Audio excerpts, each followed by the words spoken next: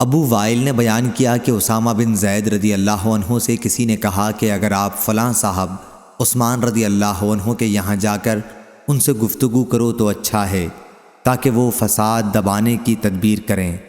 انہوں نے کہا کہ کیا تم لوگ یہ سمجھتے ہو کہ میں ان سے تم کو سنا کر تمہارے سامنے ہی بات کرتا ہوں؟ میں تنہائی میں ان سے گفتگو کرتا ہوں اس طرح پر کہ فساد کا دروازہ نہیں کھولتا۔ میں یہ بھی نہیں چاہتا کہ سب سے پہلے میں فساد کا دروازہ کھولوں، اور میں حضرت صلی اللہ علیہ وسلم سے ایک حدیث سننے کے بعد یہ بھی نہیں کہتا کہ جو شخص میرے اوپر سردار ہو وہ سب لوگوں میں بہتر ہے۔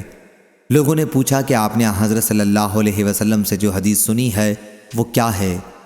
حضرت اسامہ نے کہا حضرت صلی اللہ علیہ وسلم کو میں نے یہ فرماتے سنا تھا کہ قیامت کے دن ایک شخص کو لایا جائے گا اور جہنم میں ڈال دیا جائے گا، آگ میں اس کی آنتیں باہر نکل آئیں گی اور وہ شخص اس طرح چکر لگانے لگے گا جیسے گدھا اپنی چکی پر گردش کیا کرتا ہے۔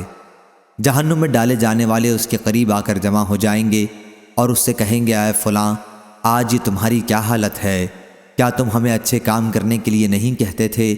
اور کیا تم برے کاموں سے ہمیں منع نہیں کیا کرتے تھے؟